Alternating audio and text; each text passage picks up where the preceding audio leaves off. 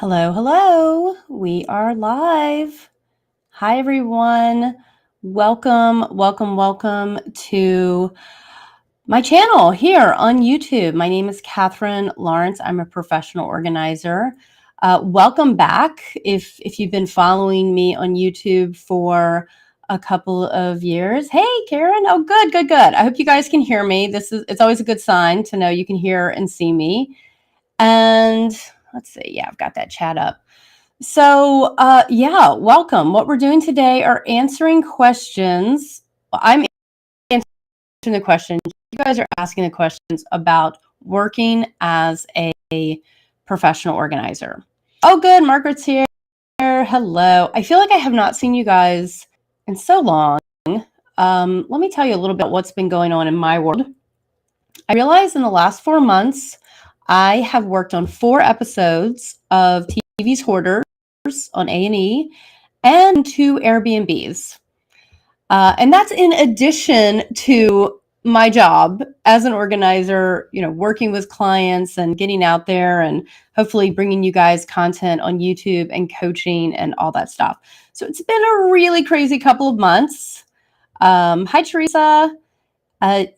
So crazy, right? But I'm so happy to be here. I was so excited actually to come on today. I tried to do a live before I traveled like 2 weeks ago and I wasn't feeling well. My throat was sore and I was like, I don't think I should do this because I'm not going to be able to give 100%. But I'm here today feeling good. Hope you guys are feeling good as well. So if you're new to the Q&A, how this works, I actually have a whole page of questions that you guys have sent me. Which is awesome. But if you're here live, ask questions as well. So I know what we're going to be talking about. Hi, Julie. Hey, TGS. Sorry, sometimes you guys have your handles. Now, this is interesting. I'm seeing something from Facebook. What I am trying to do right now is actually go live on YouTube and Facebook, which I've tried to do in the past before. And it didn't work. But I'm seeing a comment pop up from a Facebook user. So I'm hoping I am live on Facebook right now, which would be great as well. And the Facebook, where I would be live there is the Facebook group called Organizing for Professionals. All one word there. And okay, I got Facebook. I can see you on Facebook, but not on YouTube. Oh, that's interesting. It should be... I'm surprised.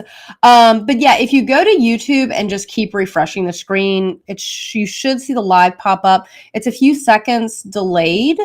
But that's great. I'm hoping you can watch this on Facebook as well. So this is exciting. That means I'm going to reach a couple of you guys that I don't normally get to chat with on my live Q&A. So yeah, what else has been going on? I am actually, I believe, going to be home and in my office for the next month. So this is a great time for you guys to connect with me, to calls. You can book those through my website. I think the link is also in the description of this video on YouTube. And if we've never talked before, go ahead and do what's called a clarity call, which is a 15-minute free call, just so I can sort of see where you are in your business and what you need. Some of you guys need training. Some of you guys need a marketing plan. Some of you guys need a little more business coaching. So in that 15 minutes, I can usually sort of figure out where you are and where you're headed. And then I can give you a more, specific plan for what you need to do next in your business. Let's see. So my Tackle the Hoard course is out. I think I mentioned that last time, but I wanted to bring it up again just because I know a new season of Hoarders should be dropping kind of soon. I looked last week and it's not on Netflix, which is really strange because it was there. But the first season that I worked on, season 12, is on Hulu. The last I checked. I'm a real background player, you guys. You don't often get to hear me speak. I'm kind of running around in the background, just, get everything organized and moving around and all that fun stuff. But the next season that's coming out, I think I'm going to speaking parts. Let's hope. They certainly filmed more interaction with me, so I'm hoping you guys will get to see me there. But of course, I never know. I don't get any special sneak preview of upcoming episodes. But on my Instagram, I usually do a little story on the day that a new episode is coming out. And hopefully you guys can connect with me there as well. So great. Let's get into it. Let's answer some questions. I'm going to pull up, like I said, y'all can put questions in the comments. I'm hoping if you're on Facebook, they're going to come up here. I do see the interaction, but if you're on YouTube, they should definitely pop up in our chat.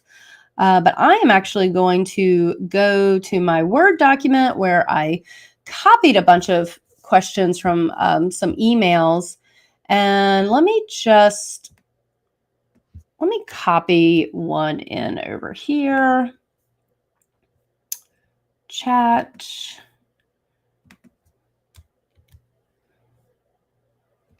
All right. Let's see. So this is a question that came from another Catherine, Catherine with a C. Oh, and I think I can pull it. Let me see if I can pull it up here. I think I have something else is coming in here. Let me see if I can get, there we go. All right, so the question, taking calls from Thumbtack and turning them into a customer home visit. I need assistance with this. So Thumbtack, if you guys don't know this, is a lead generator. It's not just for professional organizers, but it's an app that people can find all kinds of professional help on, organizers being one of those things. So this is like an Angie, a Home Advisor, Find My Organizer, where people are going to get a little bit of information about you, and then they are going to contact you, or the app will contact you about getting in touch with these people. But just personally, I will say I have a hard time closing leads on Thumbtack because the price point is a little different than what my actual services are. But I know there's some new organizers who are getting on Thumbtack and are crushing it and building up that client base. So so with Thumbtack, and really this is true of any lead generator, what you're going to want to do is have that person contact you preferably by phone. Okay, so that might seem a little old-fashioned if you're used to just texting or emailing people, but I love to have a little phone conversation before or in the process of booking a client. And I'll tell you why. Because people are going to hire us once they trust us and feel that they like us and that we're going to help them solve a problem. It's really difficult to do that over like a text or email where someone's just like, how much do you charge? And you're like, $100. And they're like, okay, come do my whole house. And you're like, no, that's going to be more than $100. It's too dry. And it's really hard to build rapport with someone. So what I like to do as part of my sales process is to do a clarity call, a little consult call. And what I'm trying to do on that call is to get them talking. So I'm going to close my mouth. I'm going to ask open-ended questions. So I'm going to say, tell me about your space. What are you struggling with? Have you hired an organizer before? How did that work? Why are you hiring an organizer at this time? What's going on? So you really need to get more information from them so that you can provide a better service. So I hope that helps. I do have, if you're struggling with that intake, like that first call or that sort of intake process with your clients, make sure you go into my Essential Forms course. I know a lot of you guys already have that course, or you can get it as part of the bundle, and that link is in the description of that video. But I have several open-ended questions that you can ask your client to draw them in and learn more about them, and then it's easier to sell your service. Because I'm telling you guys, if you're just going back and forth with the client and they're like, how much is it going to be? How long is it going to take? It's going to be really hard to book that job because you're not getting the full story. They're not really understanding how you can help them. So we just want to change that dialogue just a little bit. All right, let's see. We've got Emmy here. My question is this: do you think this business could be recession proof? I have concerns about this economy. Yeah, this is a really great question. And I will tell you guys that I have been in business a very long time. So I started my business in 2002, which means, guess I survived the recession of 2008. And I can tell you how it kind of crushed my business and how I was able to survive it. So, when I started in 2002, I started just working on my own, and I developed quite a rapport with like a number of clients, meaning that I was their go-to organizer. I would sometimes work in their home once a week or a couple of times a month to do some other kind of information organizing or seasonal organizing. Just when you go back in every season, I call this maintenance work, meaning I'm not looking for a brand new client. I have returning clients, and I have that business. And then in 2004, I started bringing in employees and training additional organizers for my business. Again, 2004, 2006, it was going great. That part of my business really relied on getting new clients for my new organizers. So I would train an organizer. When they were ready, I would start feeding them clients, which means we did need new clients constantly. So what happened, of course, in probably about third quarter of 2008 is that the phone stopped ringing, right? Big problem. So it was difficult for me to keep feeding in new clients for my new organizers. And I ultimately changed my model back to being a solopreneur. But I think the reason I'm still in business and what helped was that I still had my maintenance clients, meaning that not every single one of our clients were affected by the economy. Many of them were, and the number of new calls that were coming in went down. But because I had regular, steady clients, I was still able to work. So I think that would still be true today. And what I would look for as far as having a really stable business is a combination of regular maintenance clients, meaning clients that you're going to see on a regular basis or that you're going to have some repeat business from.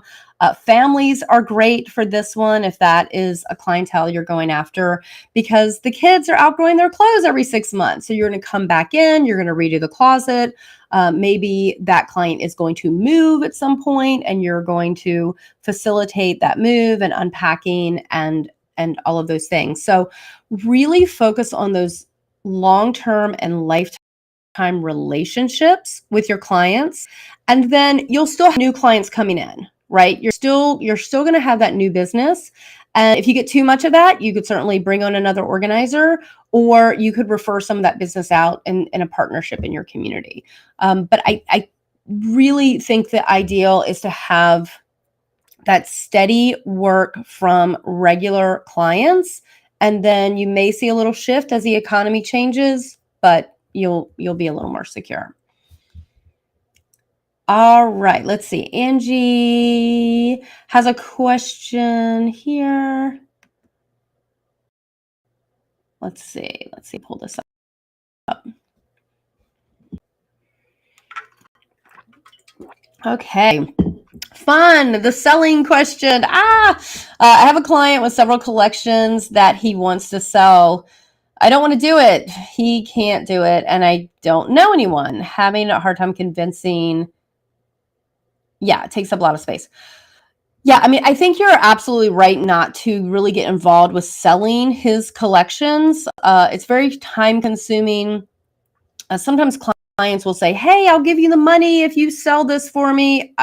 I don't do that just because I can tell you almost 100% are have less value than someone thinks.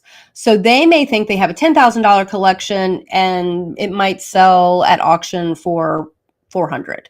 So there's usually, and you see this a lot on the Hoarders TV show, there's typically a big gap between what someone can actually sell something for and what they think the value of that item is. So this is a tough one because people will say, well, I don't want this item, but it's valuable, but I want to sell it.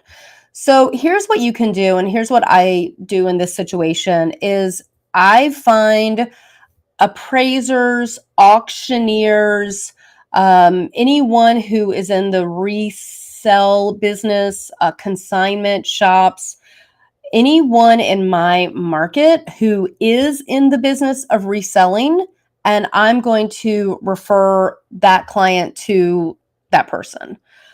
Because you're going to be stuck. You're going to be stuck right now. If they have rooms of things that they think are valuable and they want to sell, there's really nothing that you can do in terms of organizing until they realize the actual dollar value that they can put in their pocket for these items.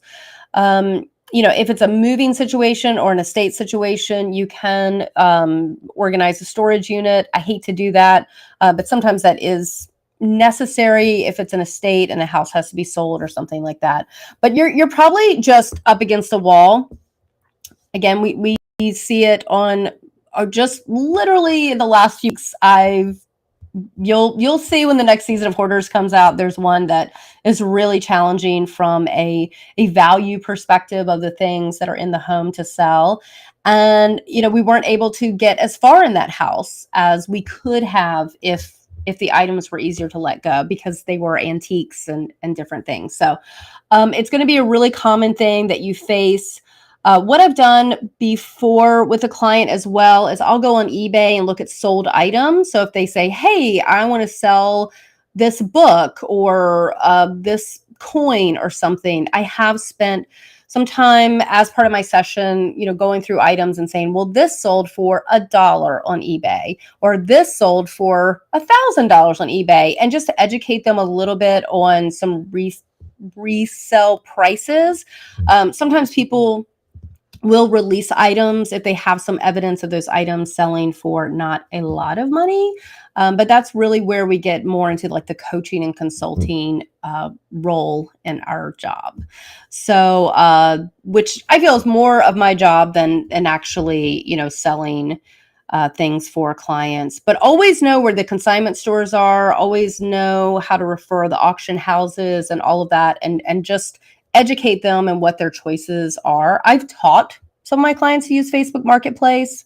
If they're not real sure how to do it, I'll post some items when I'm on site with them through their account, not mine, but their account. And just educate people of, on their choices. All right, I'm going to grab another question here from email. Let's see if I can pop this in. Whoop.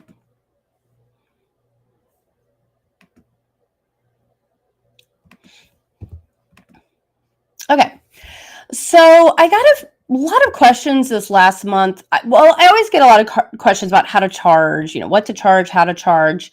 But this was, I think, from Teresa. I might have that wrong. But she was kind of confused about the session pricing, which if you guys have watched my videos, I talk a lot about session pricing versus hourly pricing and the distinction of that. Actually, I got a couple of questions about this one. So one, you can charge different, yay. Okay, so you can charge for 2 sessions in a day. So I used to do 4-hour sessions. I do a 4-hour session. I would take a lunch and I would go do another 4-hour session. I tend to do the 3-hour sessions now versus 4 hours, mainly just because I was kind of exhausted because I would always come back to my office and, as a business owner, you're still doing the scheduling, you're still checking email. So 8 hours on site and then 2 hours in the office and then a commute and a lunch break. I ended up working 12-hour days, which wasn't that great. So now I do tend to limit a session to 3 hours, and I have a consultation rate that's 2 hours.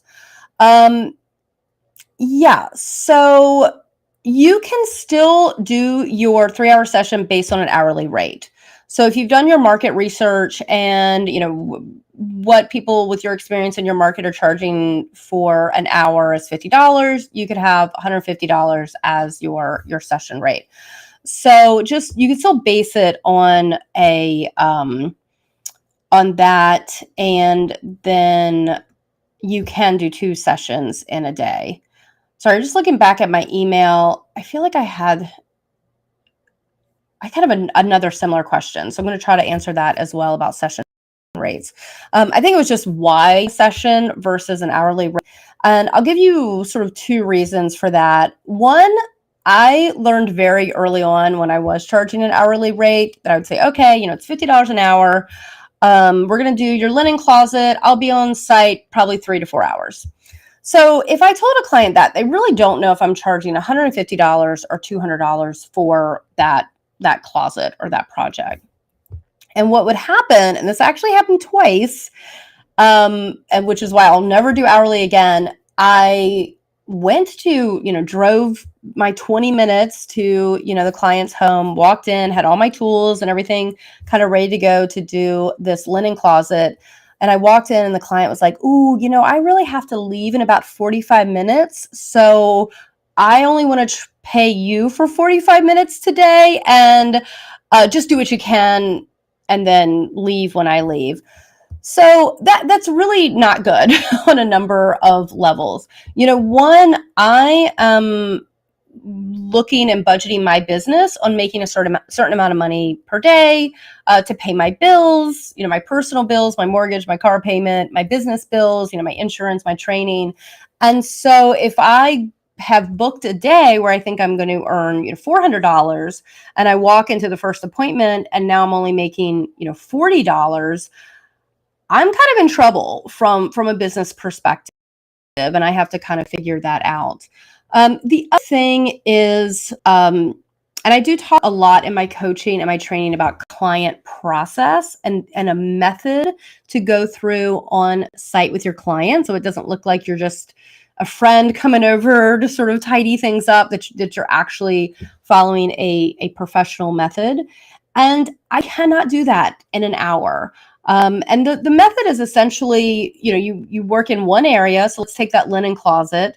You're going to take everything out and start over, because if you just do one shelf, you're not really going to get a sense of order for all the linens in the home.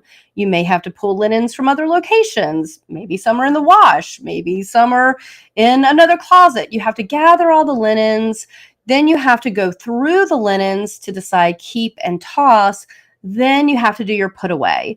And that may involve folding fitted sheets and, having a nice crisp fold on those towels to then put the closet away and have that wow factor. And maybe you're going to label the shelves. So, all the twin sheets are on one shelf and the full sheets are on another shelf.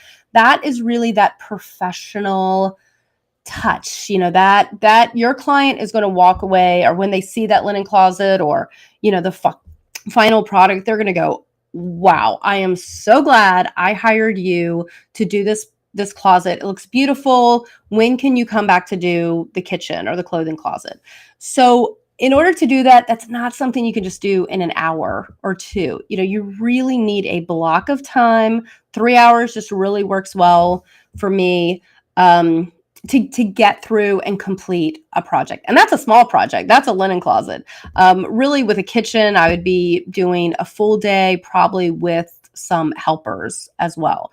So you don't want to just go in and sort of shift a few things around and then, take a little bit of money and the client's like, well, what did they really do? And I don't know if I want to hire them again. No one's going to be happy with that service. You're not going to make enough really to necessarily pay what you need to do to keep your business up and running. And then also the client is never really going to get that wow factor of a completely organized space. So keep that in mind when you're booking sessions, blocks of time to complete a project. Awesome. Oh, Katie, I think let's see. I think Katie and I were talking about your car. Katie, are you the one that was asking me about the truck versus the sedan? Yeah, I mean, there's a lot you can do with your car. I mean, one, keep your car clean, guys. This is the hardest thing for me right now. I'm living on a farm. I'm transporting 3 dogs around. I'm cleaning out a family hoarded house. Like, it's so hard to keep my car clean right now. But it does matter, to have that nice space. Yeah. So Katie was talking to me about having a little car or getting a truck. Having a truck or a larger vehicle that you could actually do some hauling and donations and all of that stuff. So a couple of things. I've certainly seen organizers who do the car branding, the wrap or the magnet, and it essentially is advertising for your business. So you're going to get those phone calls and that type of thing.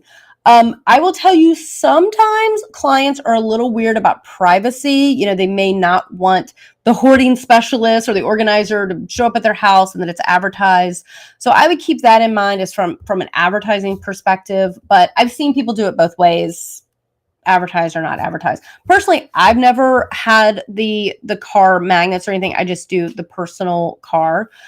So when I started, I had a little like 2-seater car.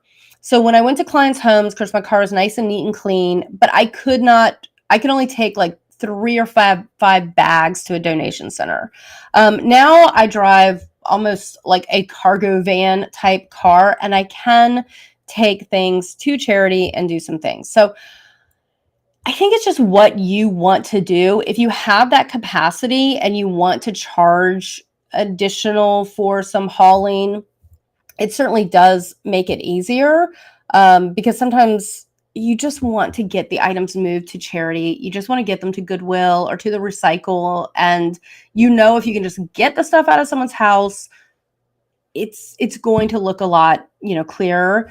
However, if you have that big vehicle, there is the expectation that you're going to use it. And people will say, hey, can you put this in your car? Hey, can you take this here? Can you take that there? So, make sure you're charging for that time if you're doing additional work, because it may be another hour that you're working on the project, and make sure you budget for that time or charge for that time. And yeah, I would be cautious there's kind of a line you can cross with commercial hauling, where I know in my local area, I'm only supposed to take to the dump. We call it just the dump, the landfill processing area. I'm not really supposed to bring like trailer loads from jobs. And the commercial haulers that I use have a special permit. They have a special location they have to go to and everything. So yeah, I would just make sure you're not crossing that line or getting into any issues with your local trash places. I feel like they have a better name than dump, but that's what we call it here. It's just the dump. So yeah, just, make sure you're charging for that, and then whatever liability you need to cover to have a business vehicle or insurance agent about that. Yeah, and let me pull, where are you? Yeah, the thing, Teresa, about pricing objections is, think if I was just walking down the street and I just went up to someone like, hey, I'm going to help declutter your house and you're going to give me $100 an hour. How does that sound? They're going to go, what? Who are you? I don't know you. I don't trust you. Like, what's going on? So you're always going to have objections when someone does not know or trust you. Okay, so how can we get around that? One, this is there's really so many things you can do. I can't even like talk about it, right? Because there's like 100 things you can do to have people know, like, and trust you. But a lot of it has to do with your marketing. So, if I were to pull up your Instagram right now, or Facebook, or website, would I get this picture of, this is a high dollar professional? Like, she has training, maybe she has a certification, looks like she's done, I can see her portfolio, all of these things. So a lot of your confidence with your pricing is going to come from your clients understanding just how good you are at your job. Now, I'm sure you guys are all fantastic organizers. So, but if someone cannot understand that through your marketing efforts, they're going to have objections in paying you a fair price for your services.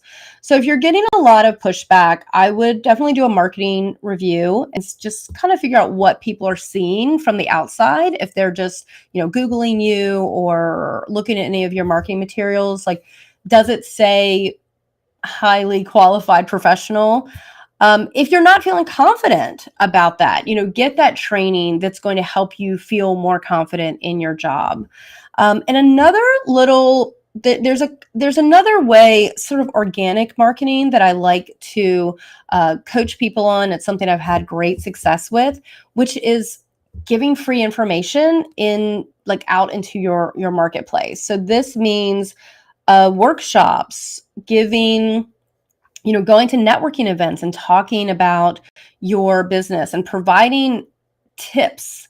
So if I go to your Facebook and you've written an amazing post about how great a job you did organizing a kitchen, or if you gave me like 5 awesome tips about organizing a closet, in my mind as a potential customer, I'm thinking, yeah, she really knows her stuff.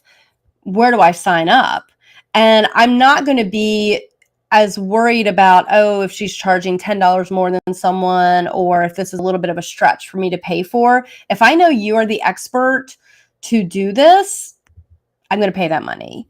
So if you're getting pushback on your pricing, look at your marketing, look at your work. Are you established as an expert in your community, both in real life and online? And just keep working on it, because as you go higher in it, people won't question as much the fees. So it's just something you have to kind of get over, that hump when you're starting out. I feel like I've somehow gotten like too far down here. Let's see. I think I might be going out of order, but hello, Elika. Since you don't have product for putting things away the first time and you're at a client's house, do you tell the client you have to have 2 sessions to put things away in the second session? Yeah, super, super common, because think about what you have to do before you can even buy a product. You have to pull things out, because you can't just stuff a new organizing product on a shelf that already has 10,000 things on it. And of course, in organizing, we know the stuff they have here probably should go over there, which is very common in home offices and kitchens. Like, all the stuff is just in the wrong place, and you have to pull it out and move it around. So we're going to pull things out. We're going to make those decisions, and then you're going to put things away with your product. A real common example: how many hangers do you need to buy? So you could walk into a closet and say, okay, you have 100 things hanging. We need 100 hangers. But the reality is, once you go through the decluttering process, maybe you only need 50 hangers. So you don't want to buy your products first, situation where you have more products than you need, and it's a huge waste of time. Yeah. So what I do is staging, and then I will sit down with the client at the end of that session and say, you see where I've placed the, an example would be, okay, the lids in the kitchen, okay, all your lids are going to live in this cabinet. I have them stacked like this, but here is the link to this product, your lid, your vertical lid organizer. I know you guys know what I'm talking about. You're going to put that here. And I put a sticky note in that cabinet, get the vertical lid organizer. And then I use Trello. So I have them in a Trello board. So I'm going to give them a link. Here's where you can buy this on Amazon. Here's the link, buy that product, put it there. So I'm leaving the client with the tools to finish the job. But I'm also offering to come back and put the products in place and then start the next area. So because I've done an initial consultation where I've gone through the entire home, even this session, I might be doing just the kitchen, but I know I'm coming back to do the closet. So I'll say, hey, when I come back to get started on your closet, make sure you have these products. I'll put things away in the kitchen and then we'll start on the closet. So that's how I would handle it. If it's just a few little products to finish up a space, the client actually can do that on their own. If you put the sticky note and put this here and do that, they can usually figure it out. But if it's a ton of products and things that have to be repackaged, then they're probably going to want you to come back for another session to do it anyway. So often before I even start, like on a closet, I'll say, hey, we're going to do, 1 or 2 sessions in the decluttering process just to make sure everything you have here is what you love and enjoy. And then we'll do a session on, actually organizing the closet with some new products based on what you've decided to keep. So you can kind of prep them ahead of time that you're probably going to spend a couple of sessions in that closet to get it, to meet their expectations. So it's no surprise if I prep it that way and I know that's what we're getting into. It's no surprise if I'm coming back again and again to work in the same space because I've already, told them that this is sort of how it's going to happen, and they'll know ahead of time. And then, you can even schedule it on your calendar. Okay, I'm going to see you on the 15th, and then I'm coming back on the 18th, and it'll all work out. You just need to have that plan and that expectation, and it all works out. And then just follow a system that you can also explain to your client. I feel like I've gone completely out of order here, but that's fine. Yeah, a client I had is needing me again because the system I created is completely lost. What could I do better so that it stays this time? They don't want to discard anything. Okay, Laura, you guys, listen. This is a really, really big deal. Your clients are going to mess up the system you put in place for them, and it's not your fault. What? Do not take blame for this. I mean, there's always tweaks we maybe could make, and it's going to be easier the more you work with a client.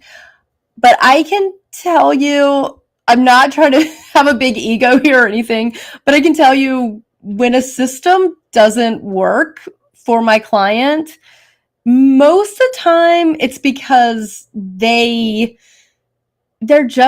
not putting things away, or they went out and bought more stuff. I'm certainly open as the organizer to say, hey, why didn't this work? What adjustments? Sometimes things are, maybe you want to switch a drawer or something. But I want to say, of the thousands and thousands of people I've worked with, of houses I've organized, typically what's breaking the system has not really much to do with me. It is really common thing is, we put together a system and they had 20 pairs of shoes and everything, went into place. And then I come back 3 months later and now they have 80 pairs of shoes. And that system of 20 shoes, it just didn't work. So typically people who struggle with clutter also struggle with consumerism. And so that's going to throw something off balance. The other thing could be that they, let's say they either purchase or they just don't put things away. So sometimes the space is there, it's still there, but they didn't get it back because they're just overwhelmed and life is busy. And that's really where you might want to look into providing maintenance services for that client, where you're going back to, help them every couple of months, sort of reset things put away. And sometimes it's just a life crisis. Like everything was fine. They were using the system. Everything was put back, and like they get divorced. They lose someone. There's a health crisis, and everything falls apart. And not really to do with your system, not necessarily anything that they intentionally caused. Just life got crazy. Things fell apart, and now we need to go back. I mean, you've reorganized in your home. I can tell you when my mom passed away, which has not been that long, it was last August, my paperwork got crazy because I was dealing with all of her paperwork. I'm still dealing with all of her paperwork. So it's like my system still works for papers, but I'm getting behind because I'm taking it for someone else. So life events can just happen, and it just happens, and we need to kind of reset. Yeah. I feel like I'm not going in the right order, but I'm just going to keep going here because I see some questions popping up. Okay, so Carrie has her website, Instagram, Facebook done. Yay! I tried some pro bono work under my belt and having trouble getting actual clients. What do you suggest from here? Yeah, you might need to do a little bit more in real life. Book a call with me if you haven't already. I don't think we've talked. Sorry, my memory's not great, but your name doesn't look that familiar. But yeah, so what we need to do is connect with an in real life network to get referrals. So it's great that you have those parts and pieces in place, because when you do go and connect with someone or network work with someone, they're probably going to check out your Instagram and just say, oh, is this person legit? Are they professional? So it's good that you already have those things in place. But you're also, if that's not doing the trick, which it's, kind of part of a bigger marketing strategy, you probably need to connect with some referral partners or people that work with the same type of ideal client that you have, and try to get more referrals from your community. And once you have a few customers, you're going to really want to get referrals from those customers. So you're going to want to give them an incentive to hire you again. No, sorry. Well, certainly to hire you again, but also to get other people in their network to hire you. So once you have a happy client, you're going to want to work with their neighbor, their family member, and you're going to want to, try to get more clients from the client that you have. But it takes a while, to kind of get that ball rolling. But there's a lot you can do to connect with people who work with the same client that you're going for. So it may be connecting with a closet designer, an interior designer, a move manager, a real estate agent, other people in your community who work with your client. It could be a hauling company, a therapist, a life coach, an ADHD coach. You just got to get the word out there a little bit more. Okay, do I charge the same for maintenance sessions? I do.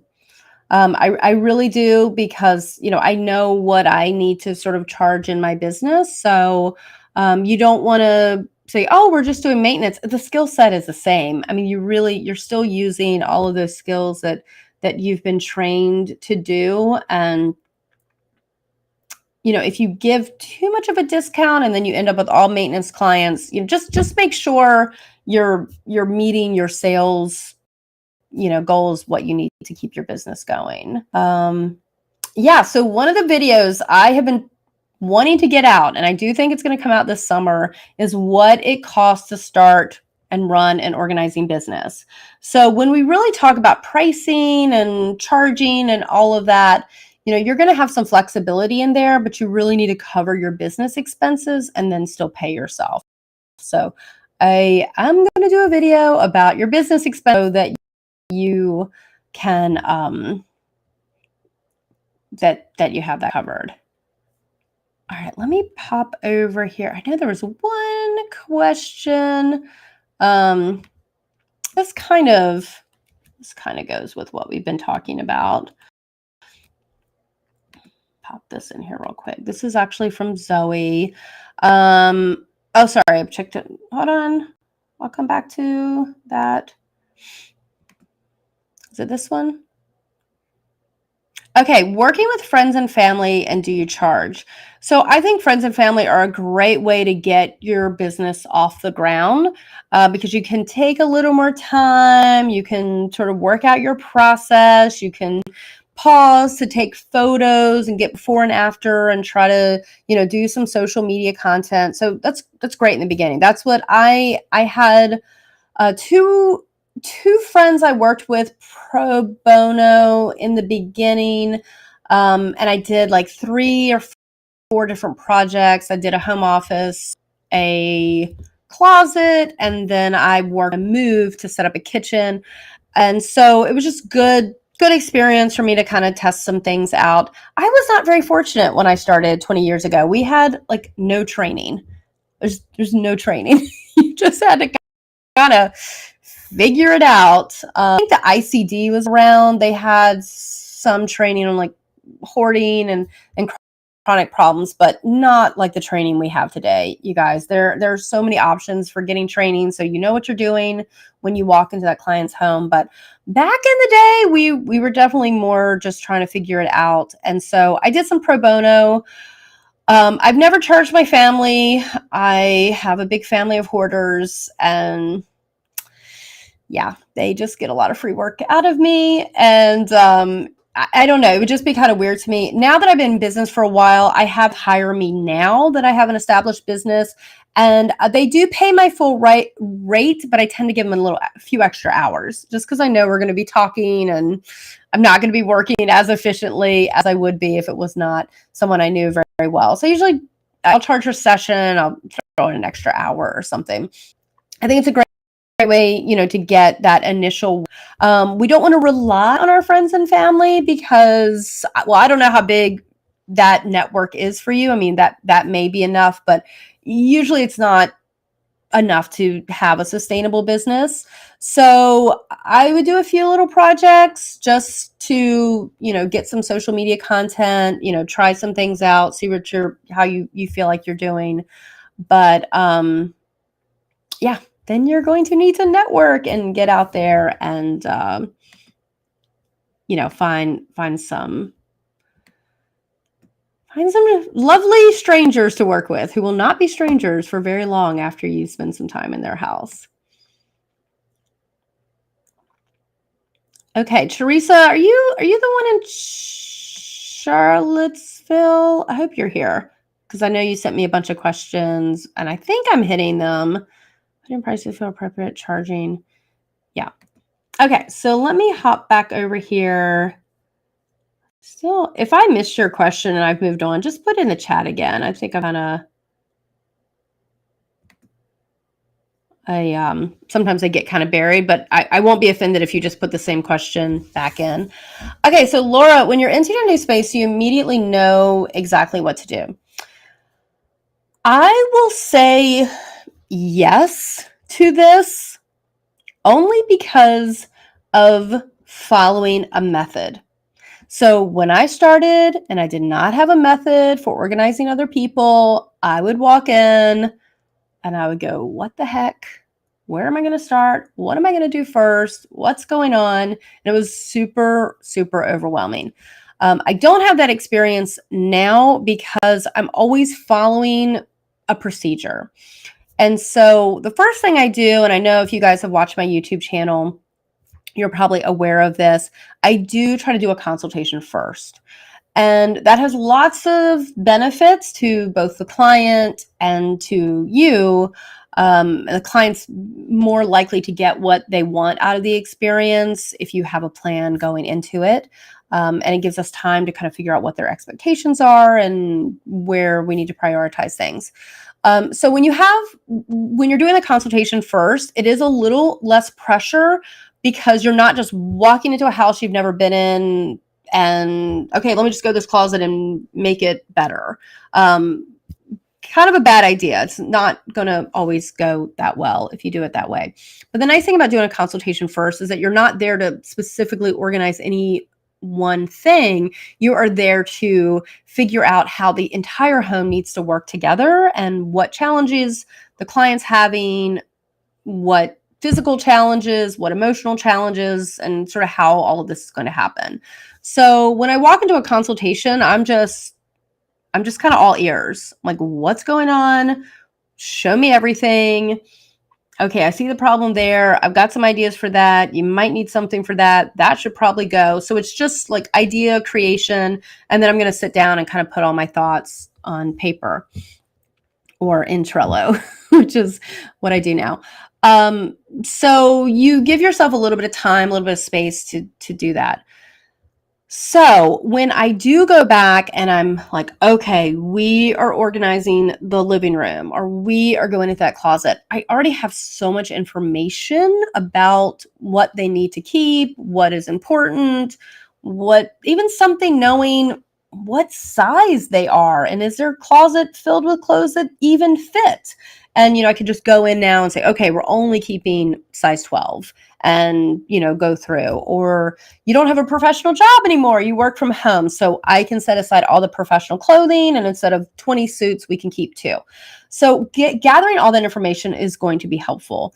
And then as far as the process, again, it's always going to be the same, which is once I have a designated area that I'm working in, I'm going to try to get my hands on everything. I'm going to try to make sense of it. I'm going to put like things together. I'm going to, put things in categories that I know, like maybe this entire category could be eliminated because it doesn't fit this space. So I'm going to sort, get like items together. Then I'm going to walk the client through a decision-making process. And then I'm going to worry about how all this is going to fit. Do I need product? Am I going to label? So I always know what to do because I'm following that step. There are variations of that for like extremely cluttered homes or hoarded houses, which I have in my Tackle the Hoard course, which deviate a little bit from that standard procedure. But obviously I would know if I'm going into a hoarded house because I've already had the phone consultation.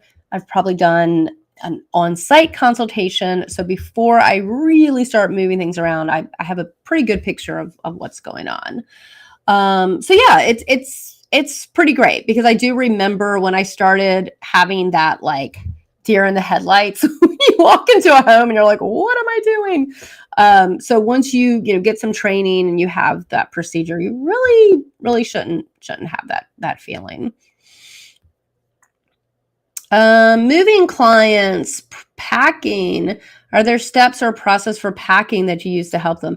Yeah, packing is an interesting topic because I tend to stay away from the actual packing of things because of the liability. You guys have probably heard me talk about this in if you've gone through the coaching.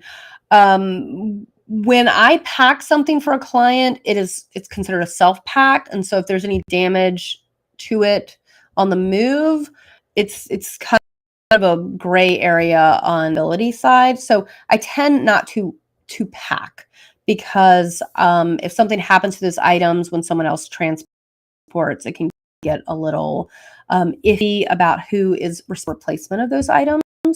So the lanes I tend to stay into are I do declutter sessions before the move.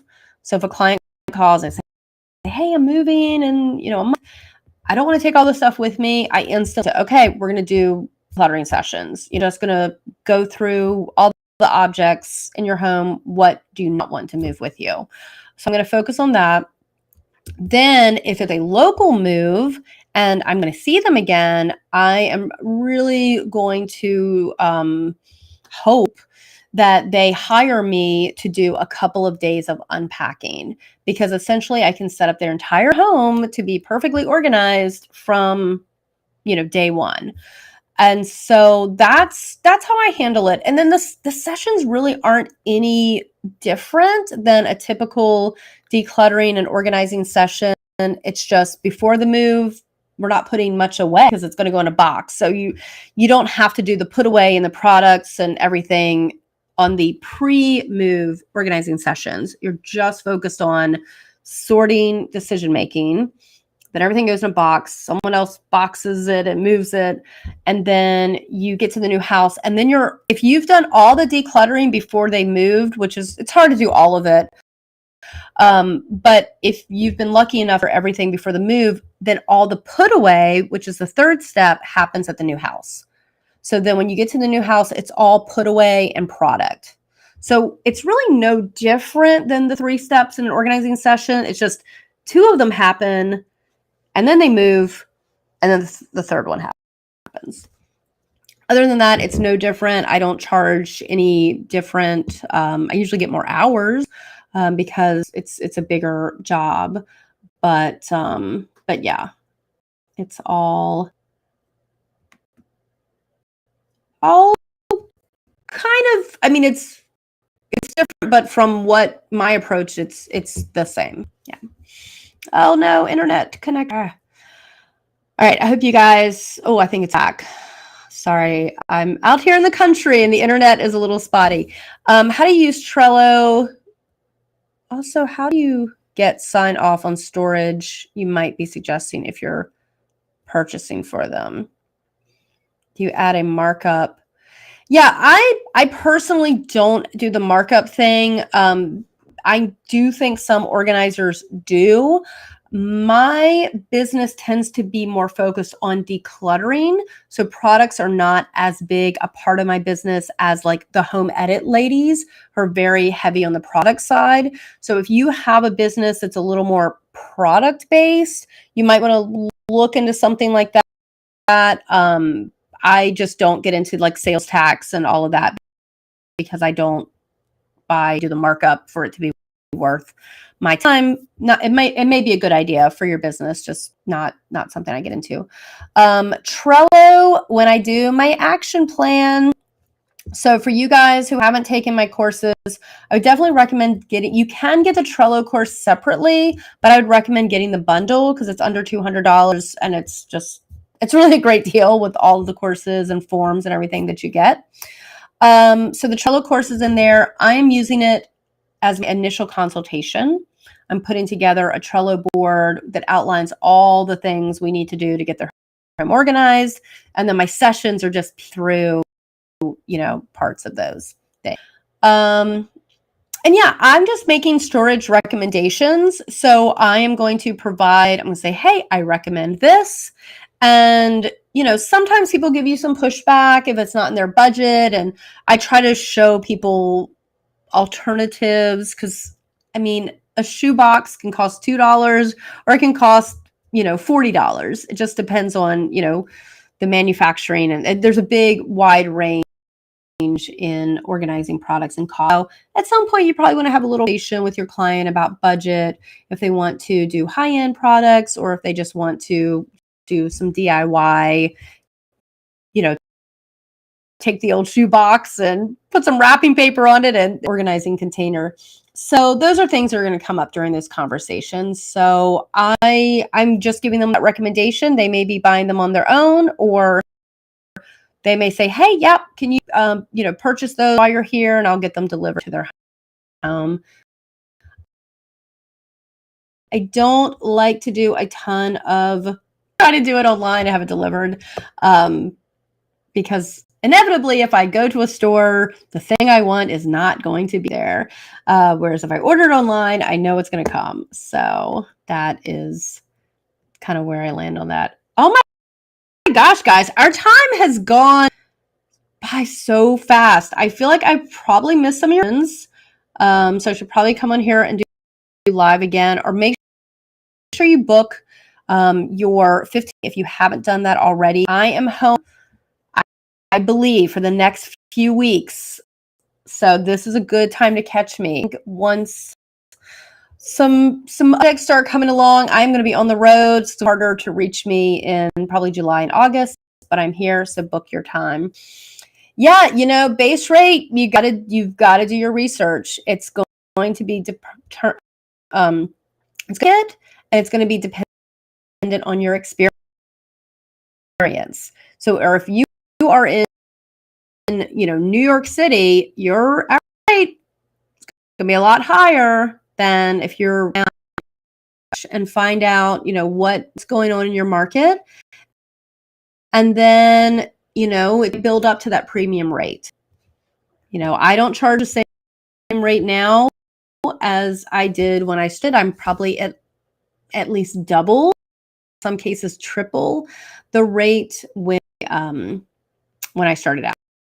So it is going to change. It is going to vary, and do that search. This is a great, gosh, you guys had such good questions today. Questions. Yeah. So book some time with me if I didn't get to your question, but yeah, working with your client. Okay, in the session, or do you work on your own sorting and then call them in to make decisions on what to edit out? Yeah, I actually prefer to do the sorting, maybe not with them, and then bring them in on decision making. What can happen is you start just like putting things together, and your client immediately is like, I don't want that, keep that. And you're like, hey, let's kind of figure out like how many pairs of pants you have, how many umbrellas you have, because I'm also looking at the final product, and like if I'm doing a closet, I want to see pants, skirts, coat, like I kind of know what's going to fit in that space and how it's going to be organized based on what they have. And if they just start the way, it's really inefficient. Also get decision fatigue, which love talking about in my videos, because decision fatigue is real. And if they just want to start making decisions like first 5 minutes, 10, 20 minutes, guess what? In an hour, tapped out. They have to leave. And you're like, wait a minute, we didn't even get through all of the pants. Now we need to go to coats. Like we didn't even do it. So I do try to pace my clients a little bit. And part of this process is to make it easier on them to make decisions. So I don't want to just hit them with decision after decision after decision, and then 20 minutes in, I've lost them. I'd rather sort for 30 minutes or 45 minutes and then bring them in and say, you have 50 dresses. Which ones do you love? Oh, these 5? Okay, put them in the closet. It's just like a more gentler way to go about the process.